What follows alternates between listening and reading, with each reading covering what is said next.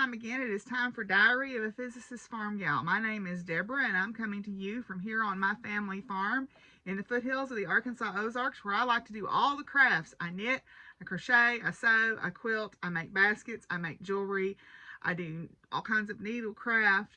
Yeah, I'll try any craft once and twice if I like it, and I'm about to start junk journaling. Oh, Lordy help me. Anyway, I am also a university professor at our local university, where I teach courses to physics majors and pre-med, pre-PT majors, and to general education majors. And I am a docent in our planetarium, and we are starting to do planetarium shows again for the first time in 2 years. Yay! We are still observing, some requirements in terms of distancing in those planetarium shows, but we are starting to have school groups again and do public shows again. So I am very excited about being able to get back into the planetarium.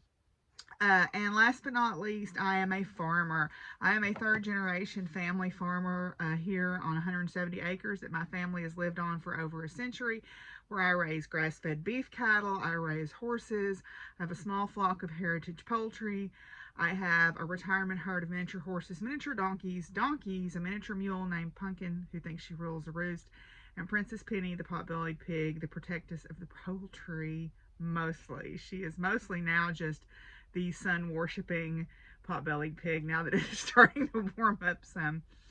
And as you can tell from my sweet little co-host, Willie here, who has decided to climb in my lap and promptly take a nap. Right, Willie? I am for a kid to mom to quite a few dogs and cats and an outside clouder of barn cats. So if any of all of that sounds interesting to you, I hope you'll join me on this episode of Diary of a Physicist Farmgal. Okay, so thank you for those who stuck around after my rant. I lost quite a few subscribers, but I also gained way more than I lost. So I am very grateful to all the new people here. And I am grateful for those of y'all who have stuck around. And for those of y'all who know that I'm going to say what I think. And I'm I consider myself to be fighting the good fight. So thank you for those of y'all who have stuck around.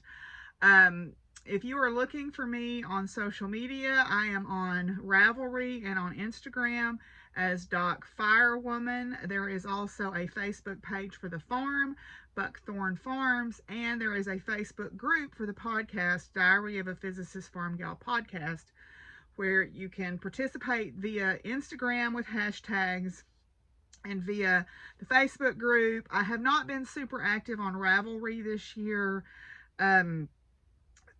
simply because I know it's not accessible to everybody, although I know that's a place where a lot of people do interact. So I may try to pick up my presence on there just a little bit, because I know that is an alternative for some people. So I am also, we also have a Zoom group for the podcast that I'll put the information down below. We do have regular Zoom group hangouts. I'm probably going to have a regular meetup pretty soon. Let's see. Probably have one this coming weekend where we'll just have a little meetup, maybe on Saturday afternoon or Sunday afternoon, where people can log in and just visit. We welcome you to come. And if you want to just hang out, contact me through Instagram and let me know. And usually where somebody's around most of the time on there, where you can get on and just hang out and visit. There is also a link to my Ko-fi, which I appreciate very much. People who monetarily support the podcast, I realize it's not accessible for everybody to do that. It is certainly not expected or required, but I am grateful for those of you who do help out. It does help me keep the costs down out of my own pocket, but I don't mind. I've enjoyed this journey with everybody as well. I am also on Twitter, but as I have warned you multiple times in the past, I am a socially liberal Democrat, and if that sort of thing bothers you, don't follow me on Twitter. Probably you're not here anymore if that sort of thing. I think I kind of, made that pretty clear enough that most people are gone anyway. Yeah, so yay, to my 4-year podiversary it was on the 28th of February. I had sat down in front of my camera 4 years ago I just thought, well, maybe I've got some unique perspective that I can share with everybody. And I'm so grateful for everybody who has come along on this journey, whether you've been here from the beginning or you have just joined us recently. I'm glad for all of y'all.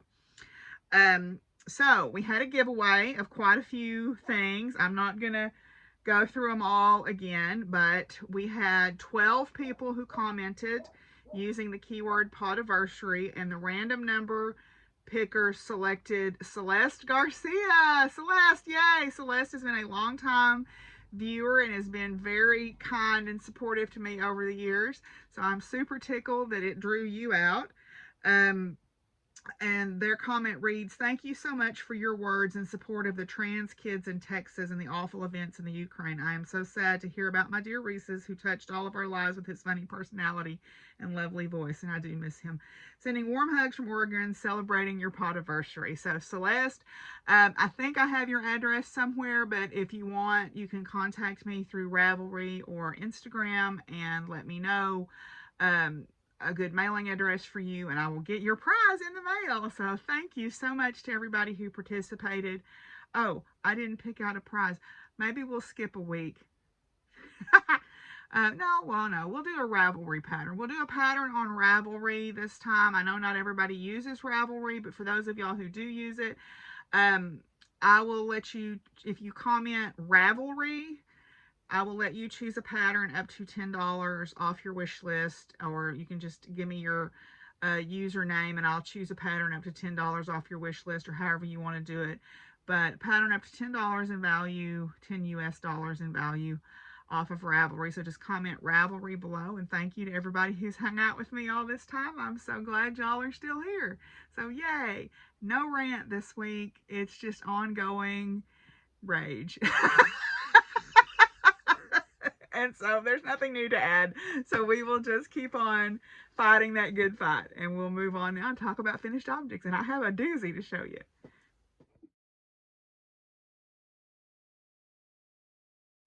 Okay, my first finished object is the Hope dress. I had started this last time and I have completed it. And I've actually already worn it to work. This is the Hope dress by Style Arc Patterns. I made the 22, and I'm going to tell you it's probably too big. The bust fits okay, but I could probably even make it a little bit smaller. So the next time I make it, I'm going to go down. The only problem with that is the way Style Arc sells their patterns, they break 22, 24, 26 is a set, and then 16, 18, 20 is a set. So I would have to, I'm going to grade the pattern down myself instead of buying the smaller size. But I do like this pattern for several reasons. It is a nice, unusual fit dress. It's a little bit of an empire waist with a gathered skirt. But I like the way that the pockets are done. Let me see. I like the way the pockets are done, so that they have, the way you sew them in is a little bit different of an application, so that they have this nice flat pocket. I don't know what you would call that, but the way the pockets are set in are a little bit different than just the hidden seam, side seam pockets. I like the sleeve. The sleeve is a little bit unusual. It is a different fit. It's a little bit more loose and blousy, and then it has this elasticated cuff here. So it's a slightly different fit than what I'm used to wearing, but it's flattering on. I do like it. I made the long version, and it's very long. So I've actually got a second one cut out. I haven't started it yet, but I've got a second one cut out that I am going to make, and I cut the shorter version. I did grade down in the hem, or excuse me, in the waist, and also I graded down the sleeves just a little bit to make them a little bit smaller, because it is rather voluminous on me. So I wanted to give it just a little bit more shape when I make the next one. I did take this one in some, but overall, I'm pleased with it. This is a wearable muslin. This is some pass-along fabric for my friend Chris when I went out to Oklahoma to get that fabric. It has a middle back seam, and then it has a button and loop closure at the top.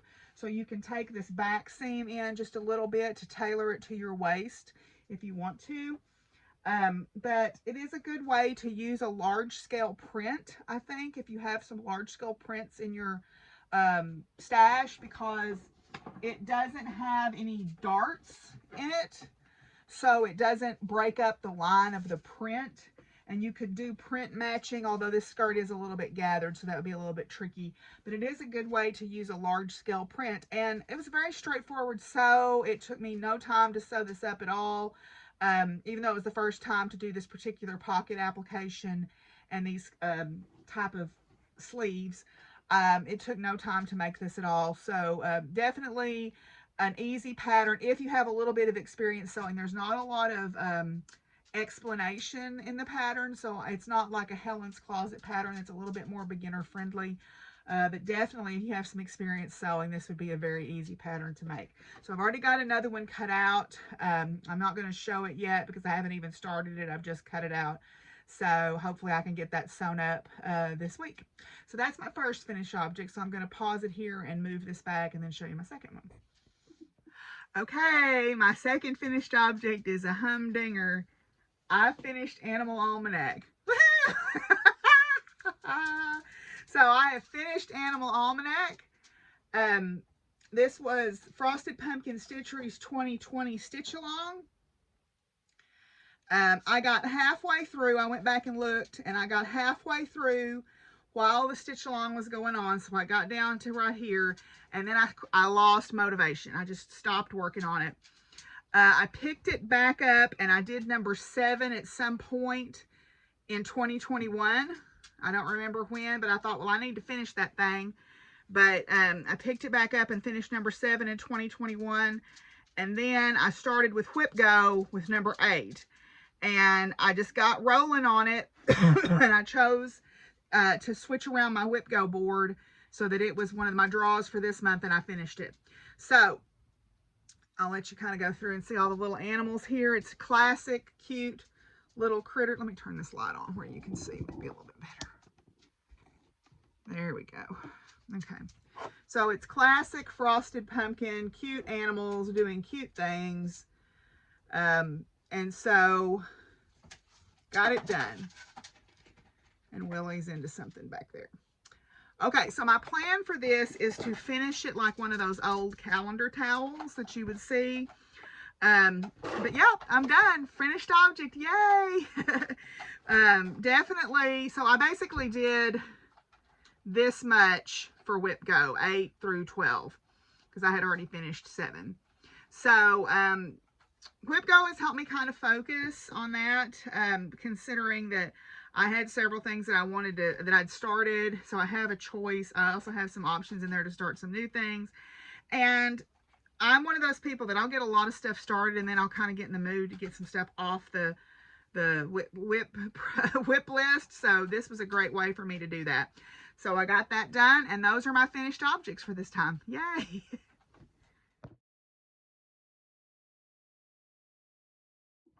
Okay, for works in progress, I've got 3 that I will show you. I'm not going to show you any sewing works in progress this time because I haven't really started anything this last little while because there's been some stuff going on where I haven't just sewn a lot. But the first thing that I will show you is in one of Charlotte from April 9 Designs bags. This is the installment of the We Believe salve by Notorious Needle. Let me take it out of the Q-snap here.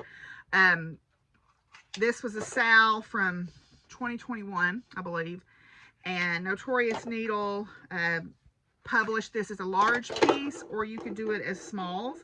So I am doing the smalls, and I'm working on Science is Real. So this is how far I am on it. So I'm getting pretty close to a finish on this. My Whip goal was to finish this, and then my stretch goal is to do Love is Love this month too. So my goal on these is I'm going to finish these as individual little pieces and make a mobile to hang in my office. So yeah, so Science is Real. I've got, I think the last time I showed it to you, I had finished the atom, but I had not started the lettering, or I had not taken this border across. So I've still got to do this, finish this bottom border and the side border. I've got one more little planet down here, and then I've got the rest of my lettering to do, and then I'll be done. And it's a very quick, nice, straightforward stitch. I love Sarah's graphic designs here. She's coming out with a pro-choice sal pretty soon, so I'm looking forward to the release of that pattern. So yeah, so this science is real. And I was trying to figure out what I had left. I've got Love is Love, Women's Rights are human rights, Black Lives Matter, Living Wage Lists All, Healthcare is a Right. There's Power and Truth, or Truth, something about Truth and Power. I can't remember exactly what it says. It seems like there's a couple more that I'm forgetting. Oh, No Human is Illegal. And I can't remember. I think there's one more that I can't remember. But this is one of the bigger ones. So Love is Love is going to be a pretty quick stitch. So I hopefully can get this finished this week and then get Love is Love done before the end of the month. I don't have a lot left on this. Just the borders and then Is Real. And then that'll be done. So, and the border is fairly quick. So my needle minders are both by Boutique Pagey. And I'm just stitching this in the called for DMC. So yeah, so let me put that up real quick. Put my things back on my Q-snap here real quick. And I'll put that back in the frame in a little bit. Okay. Now, as far as fiber works in progress go, I have two, and they're both sweaters. I went from never having knit a sweater last year to now I've got two going. The first one is a pattern that my friend Scott Braden gave me. It's the Green Mountain Spinnery Easy Raglan sweater. This was a free pattern that they picked up when they actually went up to the Green Mountain Spinnery shop years ago in Vermont. And Liz wrote me a note on the back of it. So I've had this pattern for probably the better part of 20 years. I am knitting this in Knit Picks Selects Wool of the Andes. And this is a colorway called Sea Monster. And I am almost ready to split for the sleeves on this. I don't have my thing on here to make it, let me see. Where's my stopper? I was knitting on this at the eye doctor the other day and didn't put my stoppers back on when they called me back. Okay. So, put that on real quick. All right. So what this is a top-down raglan sweater with a mock cable collar on it. And then it has this nice yarn over detail for the raglan increases. So I am almost ready to split for the sleeves on this. I'm getting pretty close. I think I've got maybe another couple inches to go and it'll be ready to split for the sleeves. So getting close on that. Yeah, and then other than that, it's just plain old stockinette. This mock cable detail is on the cuffs. Also, the sleeves are supposed to be knit flat and then seamed. I think I'm going to knit them in the round, honestly. I don't necessarily see the advantage of knitting them. This is sort of a loose, like a comfy fit sweater. I don't see the advantage of knitting them flat and then seaming them. Plus, that way I can just go around and around and around and knit, and it'll go a lot faster. So, the pattern is the same on the cuff. So, even though it's written for knitting flat, it'll be very easy to interpret it to knit in the round. I'll just look at the cuff or look at the collar directions and do it that way. So yeah, so my progress keeper, I'll show you what the last time I showed you this, I was up here where that marker is. So I've put about, what's that, four inches on it since the last time you saw it. I've been taking this with me to appointments and stuff. It's good mindless knitting because you just have to remember to do your raglan increases. So yeah, all right. And then I will say my little markers. These are custom markers done by DK Graham. She made me some custom markers for the podcast with wood burning. So it's kind of nice. Although I did break one. I accidentally stepped on it the other day and broke it. So that's a disadvantage, right? But anyway, and that is also in one of Charlotte from April 9 Designs bags. So yay. So making good progress on that. I'm just about ready to split for the sleeves. I got my sleeve holders out, so I'm ready to get going on those. And yeah, have a nice warm sweater to wear next winter because we're just about out of sweater weather here. Although I'll tell you about some stuff, and I'll tell you, we had some crazy weather the last little week. This is also one of Charlotte from April 9 Designs bags, and this is the Unbearable Hoodie by Max Garçon, or Max the Knitter, excuse me, Max the Knitter from Le Garçon Knits. Except I'm not doing a hoodie. I'm doing just a straight up sweater. So I changed this so that it has a 1x1 rib neckline. So this has been my before class project, and it's been going pretty well. I'm pretty pleased with that. So let's see here. What's the best way to show this to you?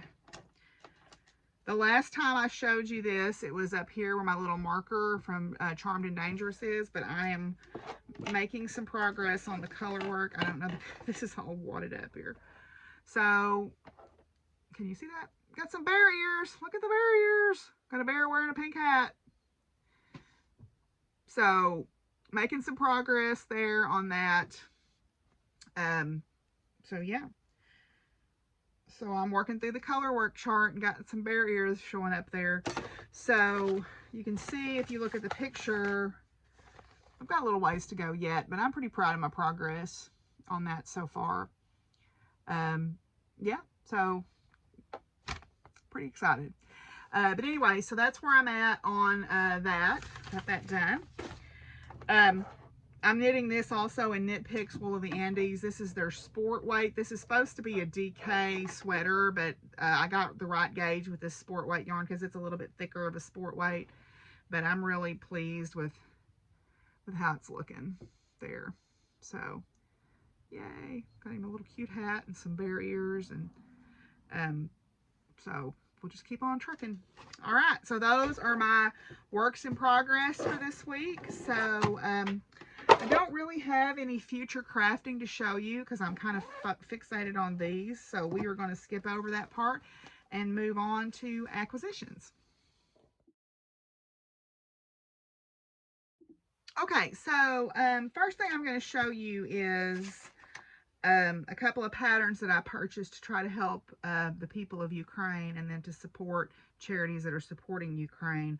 I'm going to link an article that my friend Stacy wrote for The Wild Hunt, which is a online pagan magazine or news aggregator site, and then they also have op-eds and articles and stuff. She wrote a really great article talking about some of the different ways that people could support Ukraine through crafting, so a Craftivism article. I'm going to link that in the description box so you can go there and maybe look for some ideas, because she had some that I had not heard of that I availed myself of. And then she had took some that I had mentioned to her. So the first pattern, I bought several patterns from Stitchy Princess Black on Instagram, but this is one I want to start right away. This is the Baba Yaga, legendary witch of Slavic folklore. And so I'm going to probably start her right away. I think she is speaking to me pretty soon. So as soon as I get called out on a Start What You Want thing on WhipGo, this will be the first step. Also, the Toto Shop Ukraine, or UA, I purchased this nice little, she calls it a split leg apron or a Japanese pinafore. I think that's really super cute, and I think in the summertime that would be really cute to wear with leggings. So I purchased that pattern. This is a all family run business as well. She's the designer. Her husband does all the packing. And her daughter helps out too, and they are both, I believe both of these shops are located in Kyiv, so they are in desperate need of help. So I bought several patterns from both of them. Then Mr. Domestic is doing a pillow where he was going to release the sunflower pillow anyway, and then found out that it happened to be the national flower of Ukraine. So he is donating all proceeds from this to the Ukrainian Relief Care Organization. And I don't remember exactly how much he has made so far, but the last time I checked, in like 2 days, they had raised close to $20,000. So all proceeds from this pattern go to those charities. And he is very transparent about the donation and all of that. So, yeah, so this is a nice crocheted sunflower pillow pattern. My friend Nancy is making this right now. It's going to be a nice big pattern because it's knit with that big Bernat blanket yarn. So I'm going to make one of these up as soon as I can get around to buying it, because I want to do it this color. I want to use this bright yellow and the brown. And of course, as soon as he released the pattern, you couldn't buy that stuff anywhere because everybody bought it really quickly. So I'm going to get some of that when it becomes available and make this pattern. Okay, then I got my Lindy Stitches Bird Crush Club. This month was the broad-billed hummingbird. So this is the bird for this month, and here is the pattern. Okay, and unfortunately my mail person left this in a place where it got wet. Luckily it didn't mess up too much. It messed up my coloring book that I'd ordered, but I can't show y'all that because it's not suitable for work. One of the male authors I follow did a coloring book of her characters, and it's not for everybody, we'll just say. This is the Threadworks thread for this time. Isn't that beautiful? Look at that. I don't think there's a name for that color. Let's see if it's named on here, because it sure is pretty. Seafoam. Seafoam is the name of that. Look at that. And then, of course, as usual, you get tons of beautiful things. You get the cards and the informational card and the stickers and all of that. So these will go in my junk journal stuff, and this will go in my box of things to make at some date in the future. Then I had ordered from Abby Topknot Stitcher Shop a couple of market releases that I saw. The first one is Primitive Hair, the needle book that was Queen of the Moon. Okay, the Queen of the Sun was also beautiful, but I thought Queen of the Moon was probably my favorite, and I ended up getting this one. I would have liked to have ordered all the little bits and pieces that went with it, but I decided I would just wait. I probably should have ordered them, but you know, eventually someday I'll get those, I guess. But I thought this was really beautiful, and again, it might be one of the things that I start when the new thing is called. So, yeah, so there it is. That's Primitive Hair. Then, of course, I love this pattern with all my heart. This is Bendy Stitchy Designs 1844 Lady Man. And that just fills my heart with joy. And to me, right now, it's I want to stitch it as a way to support trans youth.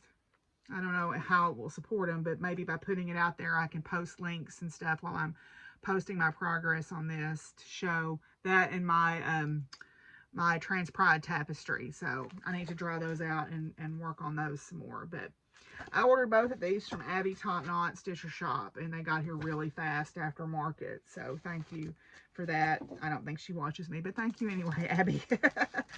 Then the Clever Clove was whose husband is Ukrainian and still has family living in Ukraine, had a sale where all of her proceeds went for one day of sales went to a Ukrainian care organization, and she raised about $11,000 in one day. So I have several of her pins, but I decided that since I'm exploring this new world of junk journaling, I decided to get some washi tape. So I got these two.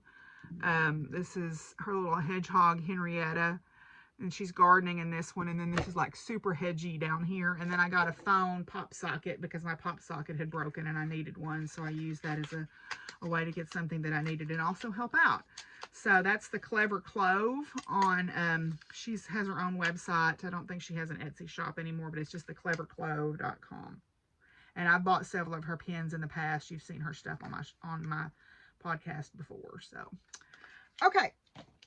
Last but not least, this was just a total impulse purchase on my part. But I had wanted some Luna Moth earrings, and I had been looking at several different designs, and I finally found some that I really loved from Spooky Doodle Club. So because, you know, you got to get the free shipping. I ordered also this pair of the Lover's Tarot card and its 2 intertwined snakes. I thought those were pretty cool. So this is from the Spooky Doodle Club. She is on Etsy. Okay, and she sent me this nice card. And she has tons of really cool earrings if you're into kind of the gothy stuff. More goth stuff or bugs. She's a great shop, or they are a great shop. I'm sorry, I don't know what their pronouns are, so we'll just say they. They are a great shop to look at. And look at the back of this card. Isn't that cool? So yay, new earrings. So I need to put those on at some point and wear those out for the world to see, right? But I wanted to show them to you guys first. Okay, so I believe those are all of my acquisitions for this time. So we're going to move on and talk a little bit about science.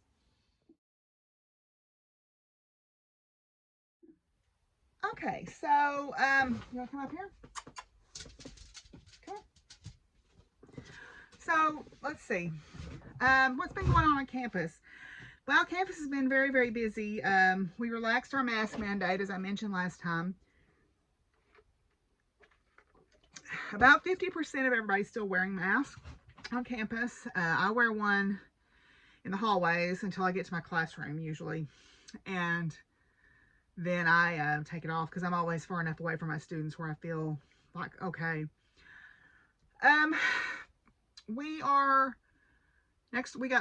After this week, we have spring break. I think I'm going to do a spring break vlog. I did that once before and it was really well received. So I may do a spring break vlog again this year. If you think that'd be cool, let me know. But I think I'm going to do a spring break vlog where I'm working on the garden and working in the yard and doing some things around on the farm. People seem to really enjoy that content. We have a few things going on. We've got the early career coaching group that I'm part of. We talked about service, and that was one of the places where I was one of the leaders, and we were talking about how to position service work in your portfolio for tenure or promotion. We also had for Women's History Month on International Women's Day, I was invited to participate in the Pizza Pie and Powerful Women panel in the evening, where I was on the panel with several other women from around campus, and we had a great time, had a great turnout for the Honors College, and I really enjoyed being on that panel a lot. That was a lot of fun, and I got to meet some people whose names I knew and who I had sat on committees before with, but I never really got to talk to them. So that was really nice. We are, like I said, winding down towards spring break. I've got students working on a service project this semester about what you can do with a physics degree, and looking at some of the different areas that people go into with jobs or for jobs as a physicist. And one of the students brought up this really cool thing of a forensic meteorologist. And what forensic meteorologists do is they're the ones who come after there's been a natural disaster, after there's been a weather event, and they evaluate, you know, exactly what caused what damage, because that's how the insurance companies pay out, is knowing what kind of damage it is. For example, when we had the tornado here in Atkins in 2008, they did a flyover of the entire track to make sure that it never lifted, that it was in fact on the ground for the entire 123 miles, because that's important scientific data. So I've also been working on a grant I've been the co-PI on a grant with Jeremy. We're trying to get a radio telescope kit. We're ordering a kit. We were going to try to build one, and we just decided it might be faster if we just did it. If we just bought the kit. So we are actually ordering a kit out of Italy that we will be getting, we hope, if we get funded, to do some radio telescope work on campus. Which will be kind of cool and a different thing for our students to be able to do. Had some really great fireside chats, and I'm going to share you some information about a particular scientist that one of my students talked about in a little bit that I thought was really cool. But this coming Thursday, Grace is going to come and Zoom in. She's going to do a Zoom conference call with our physics majors and talk about her trajectory as coming from Dover, Arkansas, and ending up being in Maryland and having internships with NASA and things like that. So yeah, that's been really great. Our book groups are going very well. We have been talking in our book groups about. Um, I'm in 3 different reading groups. I'm in the Not Light but Fire group, which is about having conversations about race in the classroom. And one of the things that we talked about this time was the weaponization of white women's tears, and how those have been extremely dangerous to communities of color, and how even if the people who come to the defense of that woman would never defend her against any other group, they use as an excuse for their racism to defend that person. There's been a thing going on TikTok where there's these 2 creators that have had kind of a, I mean, it was a typical bad ending to a relationship, but people who would never defend this woman normally, who hate her because of what she stands for, because they are racist and very hardcore right wing people, have begun attacking this man, and in some cases making threats against him, simply because they have a doorway. And so we've been having some conversations about that. If you look at what happened with Emmett Till and a lot of other men specifically who were lynched during the Jim Crow era in the South, a lot of times they were actually innocent. And so yeah, there's a lot of power there, and we have to be cognizant of that. And we also have to remember that when someone in our community is a bad actor, we can't just reject them outright. We have to say, yeah, and we need to speak up against them. We need to do something. We need to, as Lady Sankofa says, gather them up and deal with them. So we can't just walk away from problematic behavior. I think that is where we get into these conversations about people who cut and run when they get called out. We try to call them out, and they are unwilling to accept any responsibility, so they cut and run. But at any rate, that's one of the things we were talking about this past week in there.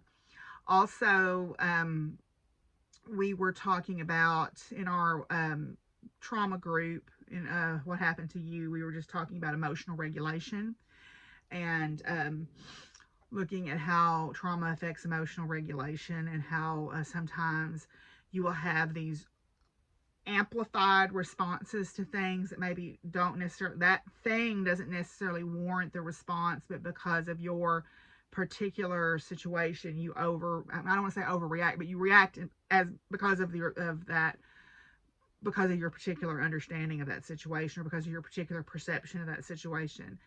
And so one of the things that we've been talking about with our students, as I mentioned, I think before, was trauma-informed teaching, about looking at the pedagogy of these students. Sometimes they don't do the work not because they're lazy, but because they are in freeze mode. They are in fight, flight, or freeze. And sometimes our students get in freeze mode and just can't function. So how do you deal with that? Well, they have to meet us halfway, right? They have to meet us halfway. They have to do the work, but we can reach out to them, maybe speak to them, maybe give them more time, maybe give them some different tools to do the work. So there are solutions that still maintain rigor in the classroom, and they still have to learn the content, but it gives them that grace that they need to be able to do the work. And then in my third group, the executive function group, we've been kind of talking about that same thing, about how how if you have trauma, it affects your executive function, and how you react to that. So that's what's been going on there. Like I said, we are going to start doing planetarium shows again very soon. I've got a couple already booked. As the word gets out, we will be doing more of that, I think. Yeah, so that's kind of where we are on campus. And let me pause this here, and I'll pull up that information about that particular scientist I wanted to share with you. Okay, the scientist that I wanted to share with you was one that one of my students presented in class. It's Wanda Diaz Merced, and she is a Puerto Rican astrophysicist. And she had a disease early in her 20s that left her blind. So what she did was she developed a way to put sound to the information coming from the telescopes about supernovas and solar flares. And so not only has she seen as someone who has developed a way for scientists who have these different abilities to be able to still do science. But she also has opened our ears to new discoveries, is the quote from this article. So the sound comes from the data. So she is listening for fluctuations in data, and what she's doing is taking the digital information from, say, a gamma ray burst or whatever from the CCD from the telescope, and she's converting it to a pitch change. So anytime the data fluctuates, there's a pitch change. And so what it does is it allows her to hear more subtle variations in the fluctuations of those objects than we can see with our eye. So using those two things together, it aids in the discovery. The eye is kind of limited in terms of its resolution, but our ear is more, her ears especially, are more sensitive to fluctuations. So she is using that as a way to hear things like pulsars or gamma ray bursts or the jets of black holes or supernova explosions as a way for her to interpret that. And on a more emotional note, she said one of her fondest memories while she was still sighted was seeing the beautiful, spiral arms of the Milky Way, that disk of the galaxy in the dark skies in Puerto Rico. So Wanda Diaz Merced, I'm going to link her TED Talk down below so you can hear more about her. But I just think that that is a pretty amazing way of using different senses to get the whole story in astrophysics. So now we're going to move on and talk about farm life. Okay, so here on the farm, we have had a typical springtime. After I recorded last week, we had tornadoes. Thunderstorms and tornadoes. The tornadoes missed me, but they were close enough that I was like, keeping an eye on the radar and had the cat carriers to put the cats in the interior bathroom and the dogs in the interior bathroom. So we had those, and then Friday we had 4 inches of snow. It was 67 on Thursday, and on Friday we had 4 inches of snow, which all promptly melted off the next day when it got back up to the 50s.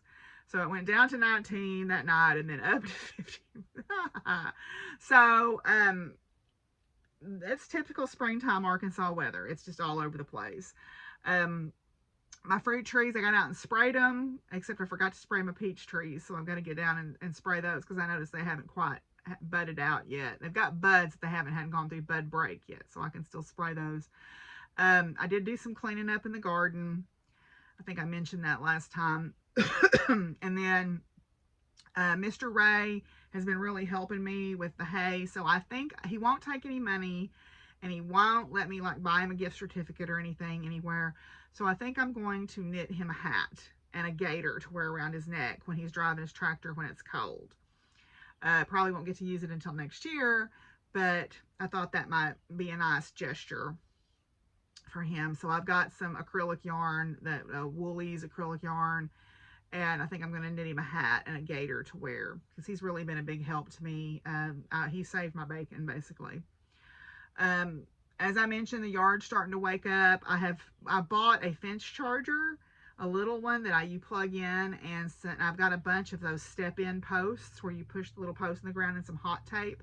And I'm going to start fencing off sections of my yard and letting the mini donkeys and the little mini horse with the bad feet and the little blind mini horse out in the yard while I'm out working to graze. So I don't see any point in mowing that grass if they can mow it for me. So the first few times I'll do it, I'll keep it pretty close to their pen, but as they get more accustomed to being in the hot wire, then I'll be able to move it around the yard and they can just keep my yard mowed. It's free grass, and I don't see any reason why I should pay to mow it. I am going to get my push weed eater fixed so I can keep the trimming done around my garden beds and stuff, but I don't see any reason why they shouldn't just graze that down. It's there. They could use the grass. Why not, right? So yeah, We did have the snow. I mentioned that already. It was pretty rough because I actually was at the ophthalmologist. I have to go to the ophthalmologist every few months. I had the laser therapy done on my eyes for my, I'm a low tension glaucoma suspect. And luckily with this lasering treatment, I have very good pressure. I had one eye done 2 years ago and it's still holding the pressures. I had the other eye done last year and the pressure in it's really low. In fact, it's the lowest they've ever been, which is nice. And also I had to switch primary care physicians because my primary care doctor left to go home to take care of family, which I totally get that. So I had to switch, and I think I'm really going to like my new primary care physician. It's a woman, which I like. She's very straightforward. We went ahead and did blood work, and my blood pressure was good. And she told me something about my heart that was really interesting because my mother, when she was, oh, how old was she? 70. When she was 70, she had to have an aortic valve replacement, and she had an aortic aneurysm. They did not know about the aneurysm. They knew about the valve replacement, and when they did the stress test, they found the aneurysm, so they were very fortunate there. But the doctor said, well, it's probably congenital. So I was telling my doctor that when I was and she said, no. She said, if it was congenital, it would have showed up much earlier, and you would have already been showing up with symptoms of it. She said, most likely your mother had rheumatic fever or scarlet fever or something when she was young, and that later in life can cause a valve issue, heart murmur and a valve issue, and maybe also the aortic aneurysm. So luckily every few years the heart hospital comes to work and we can get a screening done with our Be Well membership benefits, and so I do those. Last time everything was fine. But so we had my blood work done and apparently all my numbers are great. So even though I've been trying to eat better, in the wintertime I eat like a bear going into hibernation, but I tried to eat better, so that was good. So that's all been good news. But the long way around that was to say I had an ophthalmologist appointment on Friday. Now this snow was supposed to start Friday afternoon, and my appointment was at 3:15. And I had already decided to work from home that day remotely so that I wouldn't be driving back and forth and all this. Well, they called at 8 a.m. and said, can you please come earlier? Or failing that, can we reschedule you? And I said, well, I can come earlier. I can come, as early as 11. And they said, how about noon? So I get there at 11:30, knowing they kind of take you in the order that you get there. And what they had done is they just crammed all these people in there, and they were just going, like rolling through them as quickly as they could. So I get there at 11:30. It starts snowing at 12:30. And by the time I get done at 1:15, which all they did was check my pressures and we talked a little while, and I really like my ophthalmologist too. He's no nonsense as well. And he knows I'm a physics professor, so we talked for a little while about the new thinking in science. I had 4 inches of snow on my car. Now, it was 39 degrees outside at the surface, or 35 degrees rather. So it wasn't sticking on the roads, but it was coming down so hard it made the visibility really bad. So it took me, I went the back way home. I didn't get on the interstate. I took the back roads home, and I just kind of putzed along, and went slow, and it was fine. But you'll see some pictures. So yeah, I got a lot of new baby calves out there, which is great. Grass is starting to come on, which is also great. I have not taken my horses back to Marianne's yet. I am going to go over there in April, the beginning of April, and judge a horse show for her. I don't think I'll be able to go back over there till summertime just because the way work is working out for me. But that's okay. I don't mind that. I mean, they needed a break and I needed a break. And I love dressage and I love working on it, but I'm also not burning up to go show my horses. I just enjoy the fact that we have a good relationship now, and I'm just kind of enjoying that part. And I think that's where I needed to get. Phizzy is very unhappy that she's not in here. But Willie is like, no, I'm glad you're not in here because you would be trying to steal my seat, which he's he's quite content down here in my lap. So yeah, I guess that's kind of everything that's going on the farm. Oh, I did start my seedlings, and they are coming up. I've got tomatoes, 3 different kinds of tomatoes, or 4. tomatillos, some peppers, two different kinds of peppers, and I put some rue seeds in there, but they haven't sprouted yet, so I don't know if they're going to or not. I was kind of hoping that they would, but they haven't quite yet. Because I really like rue as a plant. I think it smells really good and it's pretty. And plus, swallowtail butterflies like it as a larval food, so I like to plant it. If not, I'll probably just buy some and plant it because I know the butterflies like it.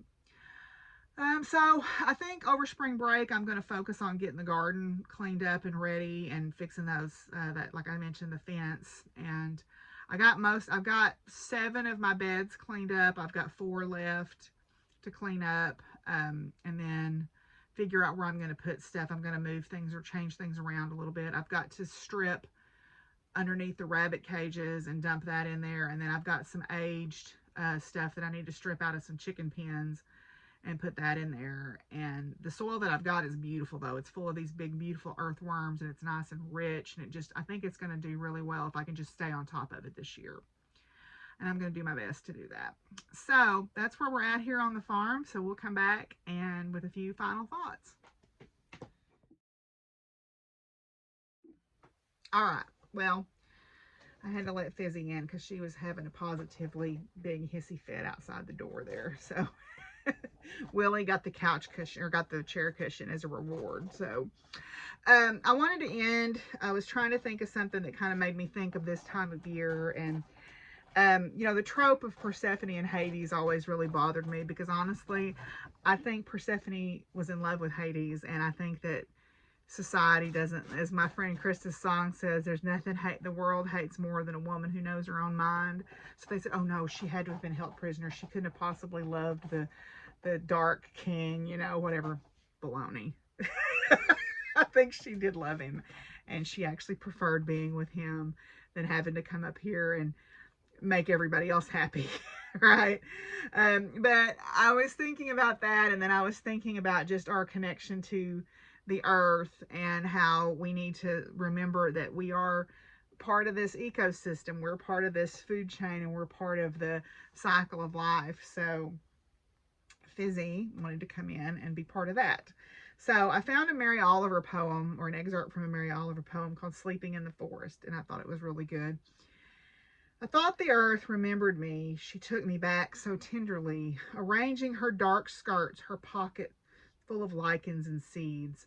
I slept as never before, a stone on a riverbed, nothing between me and the white fire of the stars but my thoughts, and they floated light as moths among the branches of the perfect trees. All night I heard the small kingdoms breathing around me, the insects and the birds who do their work in the darkness.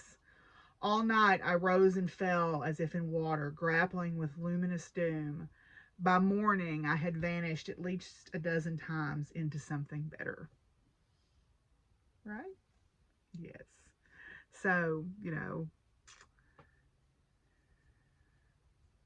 I like that idea that we are connected to the earth. So we are, even if we're very far from it in our day-to-day lives, we are connected. So Phizzy is going to be up here instead of Willie because she mauls him too much when she's up here.